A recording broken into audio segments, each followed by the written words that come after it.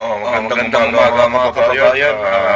Ito nga po yung palitan ng patsada ng dalawang anak ni former Vice President Digong Duterte at ang anak ni President Marcos na papatsada dito sa social media dahil nga sinabi ni Paulo Duterte na cover up lang ng mga administrasyon niya, yung mga papalit-palit sa speaker, ganun naman pare-parehas na mga proxima yan. Na si Davao City Representative Paulo Duterte sa pagpapalit ng liderato ng Kamara. Ayon kay Kong Pulong, mismong si Presidential son at House Majority Leader Sandro Marcos ang pumili kay Congressman Bogie D na pumalit kay Romualdez. Tama na raw ang panloloko at tigilan na ang palabas. Kung gusto raw respetuhin ng tao ang gobyerno, dapat labanan ang korupsyon at walang cover-up. Agad namang rumesback ang batang Marcos sa anak ni dating Pangulong Duterte. Baka style niya yun nung anak siya ng Pangulo, pero I can assure you that we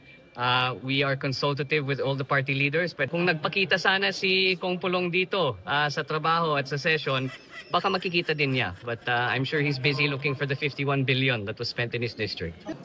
Ng mga opisyal ng Department of Public Works and Highways at iba pang resource person na nagbigay sila ng payola sa ilang opisyal ng pamahalaan, dinadivert umano ng ilang kongresista sa Infracom ang issue sa ilang proyekto sa panahon ni dating Pangulong Rodrigo Duterte sa Davao City sa halip na litisin ang talagang may sala. Hamon ni Congressman Pulong, ilabas ng lahat ng kongresista ang kanilang budget at ipakita ang aktwal na proyekto sa distrito para malaman kung sino ang totoong nagseserbisyo at sino ang nangungurakot. Binigyang din ito na dapat ibalik sa usapang Martin Romualdez at Saldico ang pagdinig para maniwala umano ang publiko. Panawagan nito, huwag gamitin ang pamilya Duterte bilang panakipbutas sa totoong issue ng korupsyon. Mga kababayan, panoorin po natin itong ating mga kababayan driver na nag-hatid ng protesta dito sa May Rodriguez, Quezon City. Ngayong araw na ito. Good morning. Ilan yung mga joker na nag-commit sa atin na sasama sa Tigil Pasada at anong mga lugar sa Pilipinas yung mga natin? Kung parang may mga joker na nag-commit sa atin. Kung sa ngayon ay kung dito sa NCR ay isa ito dito sa may bahagi ng Tatalon na bakit dito namin na inilagay yung MASAP dahil yung Tatalon kasi simpulit at sa pagpaka ng flood control.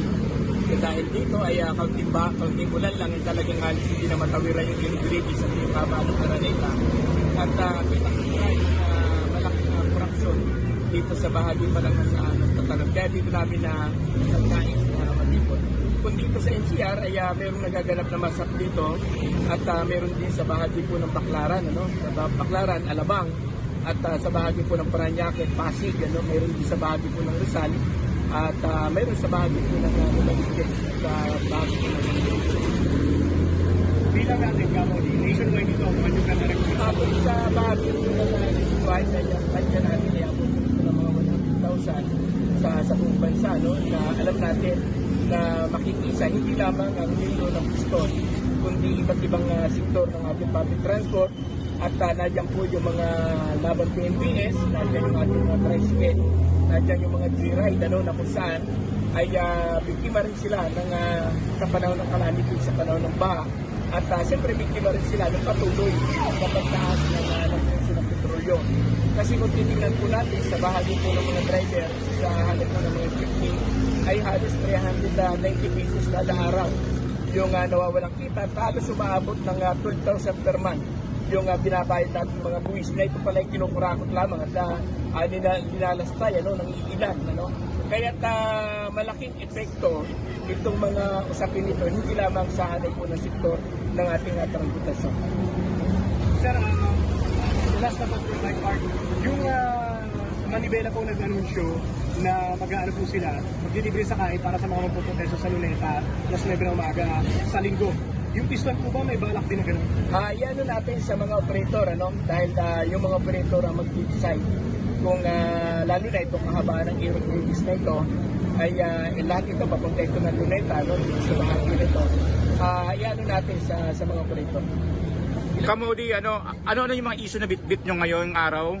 Una, yung matinding korupsyon, na talagang sumambulat sa mukha ng gobyerno, yung usapin ng mga flood control. Yun ang kung naalala natin, yung pinagmamalaki ni Bongbong Marcos sa Luzona ng 2024 na sinasabi niya na 5,500 na flood control. Kaya nagulat sila after ng Luzona ay talagang rumagasa ang baha.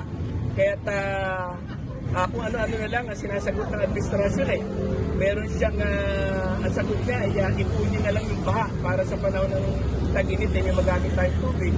Pero hindi nire-resolve yung problema sa sabi ng matinding korupsyon. At siyempre, sa bahagi po natin, ang ano natin, dapat managot yung lahat ng mga sangkot, ano mga antas ng kanilang posisyon sa gobyerno, ikaw ba'y Vice President, ikaw ba'y Pangulo, ikaw ba'y Congressman o Senador, ay dapat managot dahil ang buwis ng taong bayan dapat ay pinabalik sa pamamagitan po ng serbisyo para sa mga mamamayan.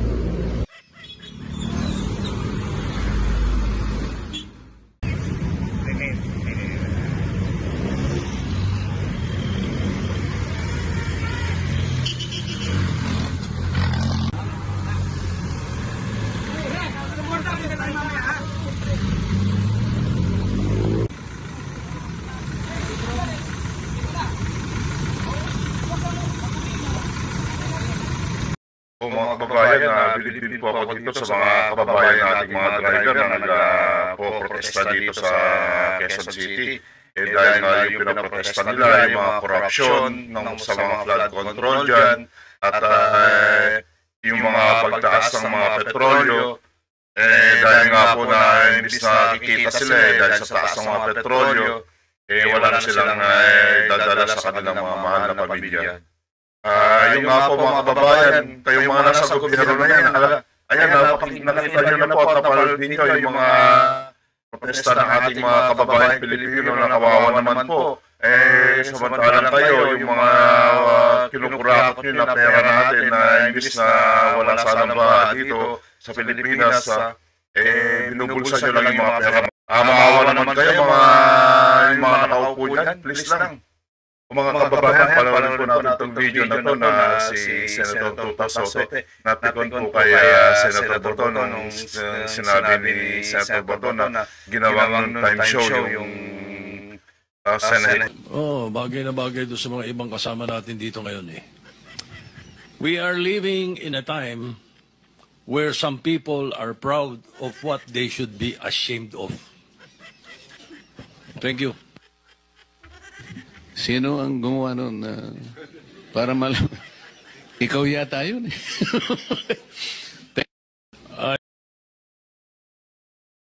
Minority. Hindi ba nila naiisip na baka si Martin Romualdez ang tuta ko? Makabintang sila porque pinagbigyan ko yung TRICOM, tuta na ako. May ginawa ba akong illegal? Yung request ng House of Representatives, illegal? Hindi. Ang gusto ninyo, awayin ko yung House of Representatives on day one, mamatay sila sa sama ng loob. So, malungkot lang ko ito, dalawang punto, Mr. President. Unang-una, yung mamatay sila sa sama ng loob. Kami, Mr. President, hindi mo po kami mapatay sa sama ng loob dahil hindi na po masama ang loob namin dahil tanggap na namin na kami ang minority. Ang kinasama lang ng loob namin is bakit kailangan pang patayin kami sa sama ng loob?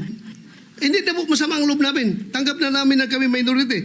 At pangalawang punto, Mr. President, gimmick lang ng minority yan. Ang Senado po, hindi po ito noon time TV show na puro gimmick ang ating tinitikap dito.